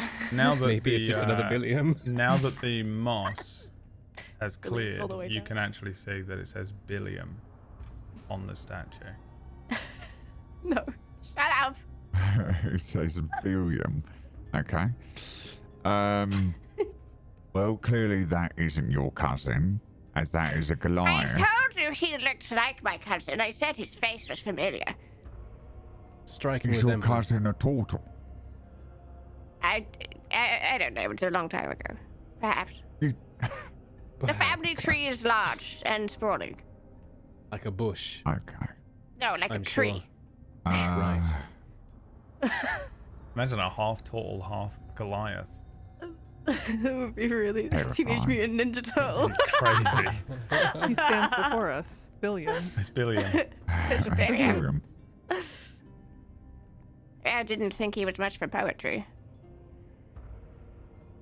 So- The first verse reads like a bard's verse or something. Time for you to get Snoopy 3 keys to access this booty. I mean, It's very like it is. So it's in a sort of archaic version of Goliath, right? So it's kind of oldie worldy.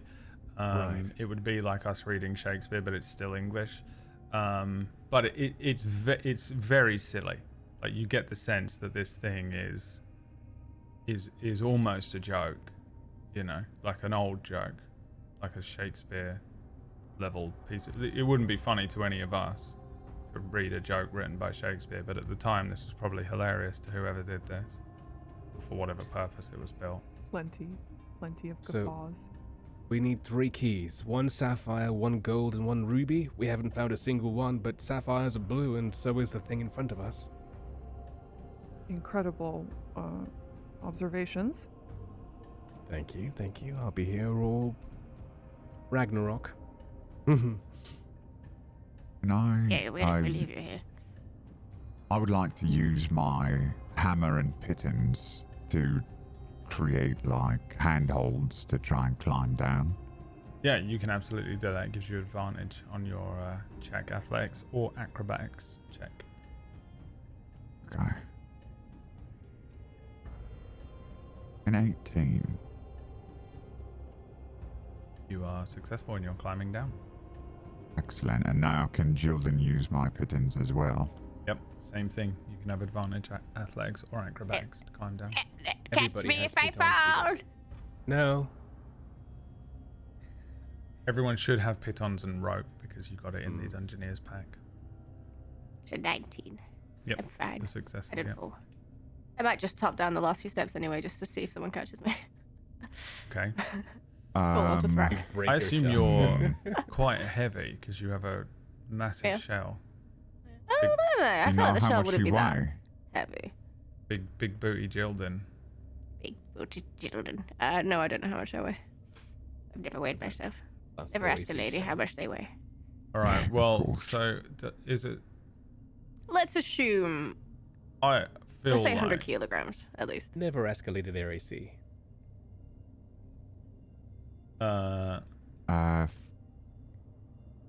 They stand between 5 and 6 feet tall and weigh in excess of 450 pounds. A third of which is their shell alone. yeah. It explains it because of that move you can do that increases your AC by like 3 or 4. My mum's got a tortoise, and and it's pretty heavy, and it isn't even that big. It's pretty small. Okay, well, I'm on the smaller end of turtles, but let's say yes, 205 kilograms. All right, you're old as well, right? So I just, the weight in my character sheet just says big, so I never really bothered to think about it. She weighs big. weighs big. None. All right. So does anyone feel strong enough to catch I might. big Jilden?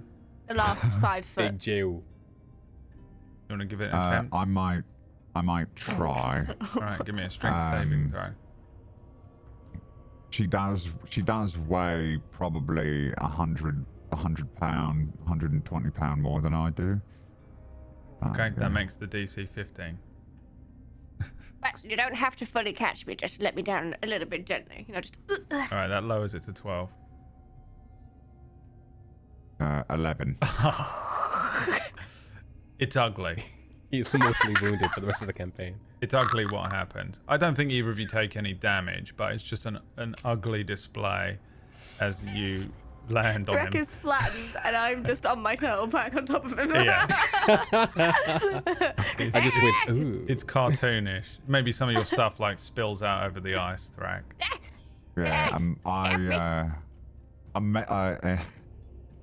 a mage hand appears like in front of Jilden and like grabs her and like tries to help her get to Mage her hand can feet. move like 5 pounds. Yeah, Mage Hand is Well, extremely it's- weak, but This is role play. but for the role play, yeah, I'll allow it. We have to work on that one. It's been a while. Yeah, and Yeah, I usually you're the will one on top. then instruct the mage hand to like start picking up my stuff, and I'm gathering up my stuff. I have a lot of stuff. Instruments are everywhere. There's a flute over by Billiam's feet. I'm running around picking everything up. I'm gonna Right go to the now. statue and stare at him. Are you speaking, Merz? Oh, okay. No, I could no, see no. your mouth She moving. said- I didn't know what you were doing. It's because she said it's been a while, and then my brain went, "It's been a while," and then sang the song. Yep. Right. Yeah. I've sat down. Also showing your age, by the way. Yeah, I know. Been I've just sat 27 down on years this to be exact. platform, You've just sat down. Okay. and I'm watching them solve this puzzle. Oh, okay.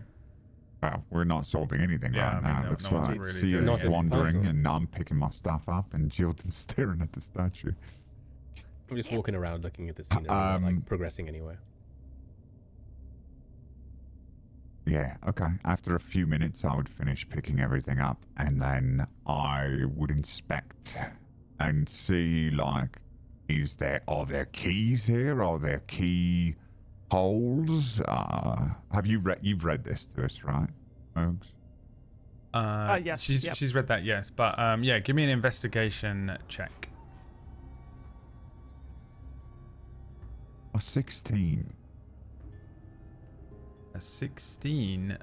Yeah. So on here there are 3 sort of, I wouldn't call them keyholes, but there are 3 sort of depressions. It's not me, you, and Myre. It is 3 depressions that are sort of embossed onto the top of this altar. One of them is sort of triangular in shape, with a sort of a little dip at the bottom. So I guess it would be a bit more like a diamond shape. One of them is a star shape, and one of them is a very perfect looking square about the size of your palm. Okay. And so there's just depressions. And what's the gem? The gem is not part of that? The gem just seems to be set in the top of it. It looks like a pretty ordinary sapphire to you. Okay. Yes, Well, there might be About that more of these yellow things around square. the place then in that case, I say, yeah. casually. What about The that yellow sapphire doesn't- square that you have picked up from the chest? Wait, I'm sorry. Did you say one of the shapes was a square? Yes. Oh, okay. Sure. Yeah, I'll take the square out and place it in that slot. Does it fit? Does it look like it'll fit? It fits perfectly, yeah. You Okay. you slot it into place. The sapphire on top of the altar. I don't know why I can't English today either. Lights up dimly. In which case, lights we're up. looking for a ruby next. I think I spied a chest just round this corner. If somebody wants to go get it, I say with my back leaning against a wall. Oh, yes. Where? Oh, just round here. Okay. I point towards that Oh. corner. There is indeed a chest just around this corner. At the same situation here, it's another one of those very ancient looking chests. It really just seems like there were probably multiple chests around this place, storage boxes and things. This just happens to be one that's roughly, vaguely survived the weathering of age. So you can attempt, I assume, to just break into it the same way you have been with an athletics check if you like, or come up with some other way.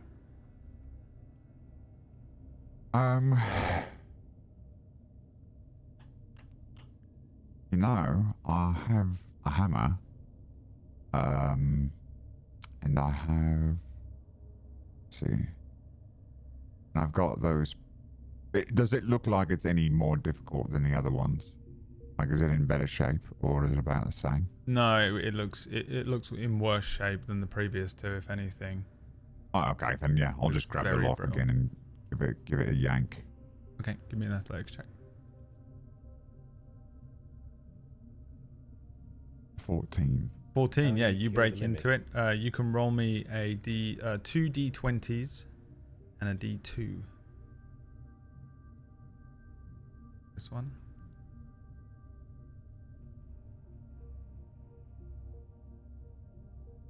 A 1, an 8. I think you rolled a d1 the first one. Oh. Yep. I'm got gloves on. I apologize.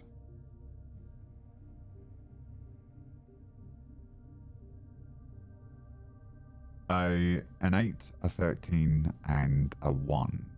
Okay, The one so you you do. actually find a magical item. In here is like an unbelievably clean scabbard that would fit sort of an average longsword. You get the sense. Do you know what? I'm just gonna. It has a tag on the side that reads "Magical Scabbard." Okay. And this is a scabbard that cleans the sword kept in it. That's all it does. Okay.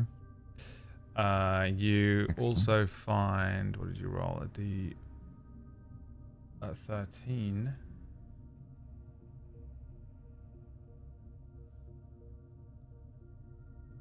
Is oh, there you go, perfect. A silvered short sword. You know what? It's a short sword. It's in there. In the scabbard. Okay. Yeah. It is a silvered short sword that has elven script carved into it. So this is an elven sword in a magical scabbard.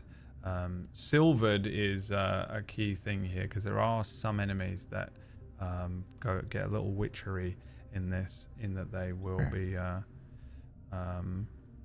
vulnerable to silvered weapons. One sort of elven. I can speak Elvish anyway, so. Yeah, I mean, Elven, I think, is just Elven. The High Elves There's and Wood Butcher of Elves Blaviken on it.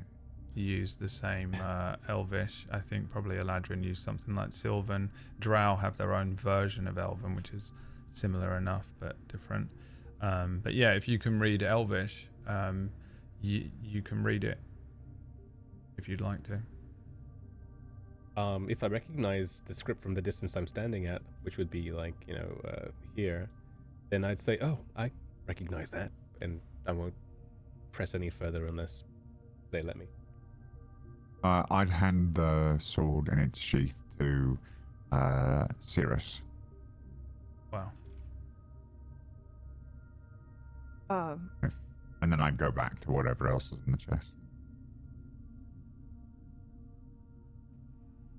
Yeah, you find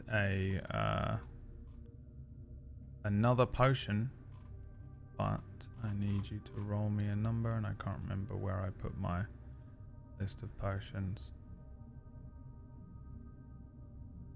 Roll me a d10.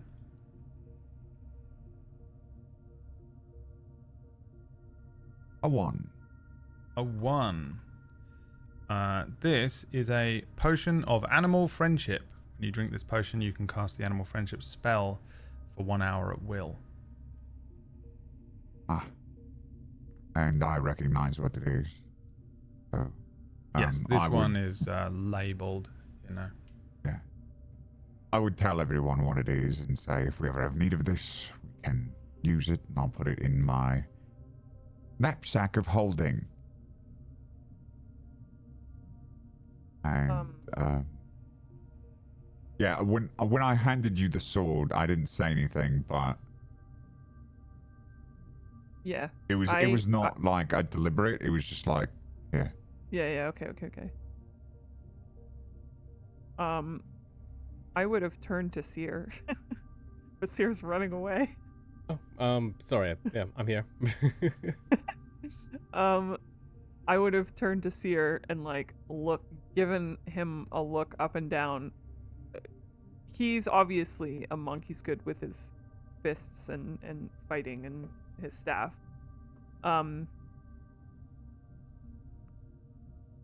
Are you trained with one of these? Possibly, but I don't want to use it. You wouldn't use it? No. But I recognize it. It says on the hilt something. I say I can read coyly. it as well. You can read it too, can you? Yes. Very well. I just simply wanted to say that I could see what it was. Since you are a Goliath expert, I figured I'd just chime in and feel useful. But since you know what it is, and you have it on you, and I have no use for it, you can have it, I say. With my hands behind my back. I just furrow my brow and look to Thrak and go, I can hold on to this for now. It might be useful. I know it's a silver sword, I assume. Or would I need to read Elvish? Yeah, for sure. You can tell. It might be What useful. does the Elvish say? Yeah. Who reads it? Well, I would pull it out and look at it. Yeah. Sting. So, but both of us could see it, likely. Yeah. Sierra's standing right next to me. All right, then the two of you got to tell me what it's called. Oh. How about in 3, 2, 1, and then I say a name and you say a name, and it's both of those names together. Oh gosh. Okay. Brad has to count down. 3, 2, 1. Blazing. Wait, you missed it. I mean,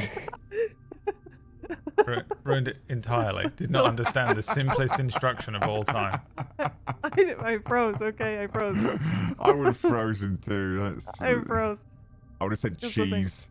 The thing that popped in my head was silver, so blazing silver. There we go. Blazing silver. Yeah.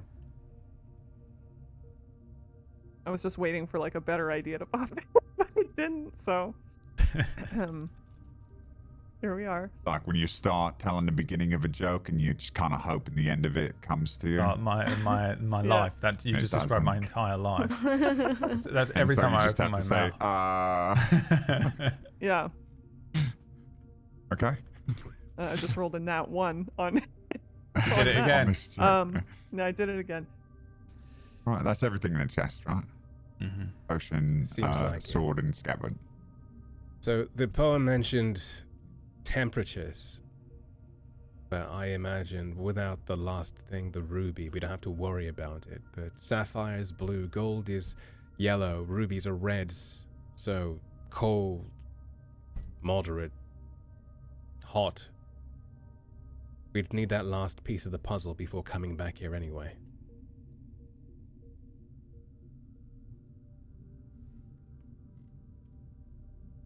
All right. Well, I'm sorry. Does it look like the sapphire is the part of is one of the keys? Well, one of them is a diamond shape and one is a star shape. It doesn't. And It doesn't. it doesn't The look like it, depressions okay. don't dictate a color necessarily. They're just a hole. And what shape is the sapphire? Well, you don't know because the sapphire. There are two parts to this. There's okay. there's the sort of poem, Right. and then the physical sort of holes, the depressions that are in the top of the thing. So it's you know. No, I'm asking what the gem in the ordinary sapphire. Oh, you the described. gem in the top of it. Yeah. Of the thing is a sapphire. Yes, sorry. And it doesn't look like it matches the shape of any of the. No, So it is. I would. It is a circular shape. Gotcha. Okay, so I would say, yeah, I think we're looking for 2 more keys before we can get whatever is here. So you reckon we still need to find a blue thing and a red thing, correct? Probably, most likely. I think Very well. more importantly, it's the shapes. But yes. Shall we press on then, or would you like to rest first? Yes, That's it up might be to everyone. pertinent to have a little rest. My feet are hurting. Do we want to rest for a full evening or just for an hour or so? I'm fine with just an hour. An hour works for me. All right. Let's see. I think I have some wood in my pack. But I don't know. Would it? I don't know about making a fire in a cave. Probably not a good idea. How big is this cavern? Is it massive? This part's pretty Whoa. big because it's you're down 30 feet as well as the area that's up. So the part that you're in right now is a pretty open area. It was there is a literal like frozen lake under you. It's a small one, but it is. Okay. So pretty I could big. probably light a small fire and not risk suffocating us all.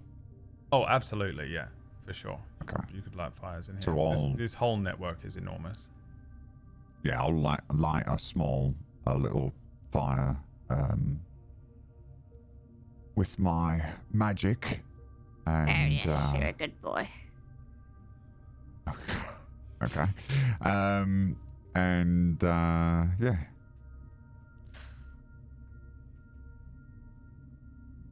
Investigating the short sword and just like, not really. I'm just looking over it and kind of looking at its quality and its edge.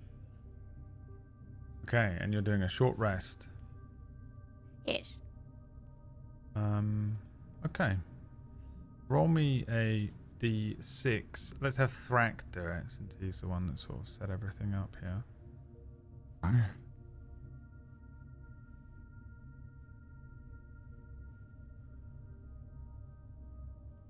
A 5. Yeah, you are able to spend an hour sort of relaxed here. You're able to rest. You can do. You regain anything you regain on a short rest, any spells and abilities, and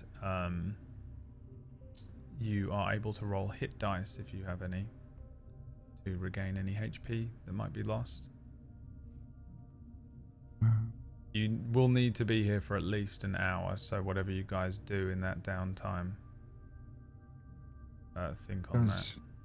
Does anyone know, does it take a long rest or a short rest for a wizard to learn a spell from a scroll? A long rest for sure. It actually takes like full-blown downtime, I think, usually. But you are in luck because so for you, the way that this is going to work is that you have to do you just have to do a long rest. It also is not, there is no gold cost. Usually there's a gold cost that accompanies this, which is which you don't need to meet, pretty much because there isn't really any gold around, and I'm not rewarding you with like gold and things like that, just because that's not the type of campaign this is. There isn't, there's not. I have no use for it, and it's a waste of all of our time. So you get lucky in that, for the most part, you will. You don't need to. You can forego any gold costs. So pretty much for you, you just need to write it. You need to find time to write it into your book and practice it, which is a full uninterrupted long rest. So you are a powerful buffed wizard. The downside is that every time you open a box, I'm rolling to decide whether you get nothing or a potion or a scroll, if that's an option. So that's what's happening there. And Jilden probably eats paper for fun. So that me and Leah have been DMing. There have been 2 times that she's eaten very powerful scrolls. Wait, really? If you've seen The Land Before Time. Oh my god! Just to reveal my age one last time. If you've seen The Land Before Time, there's that little guy that eats loads of leaves all the time. That's what she's doing, walking behind Ducky's you. brother. Yeah. She ate Meteor from Final Fantasy VII. She's eaten Wish, yeah. She ate And the Wish scroll. the title of the spell is the last thing I see. It's the last thing delicious. Okay, yeah, so I think we sort of see you guys settle down and rest and take a little break here. And that is to go on. draw the statue. Just draw him for me. He looks familiar. I need to double check some things when we get out of here. Frank is going to try I've and seen- draw him. Yeah. Have I seen you do sketches?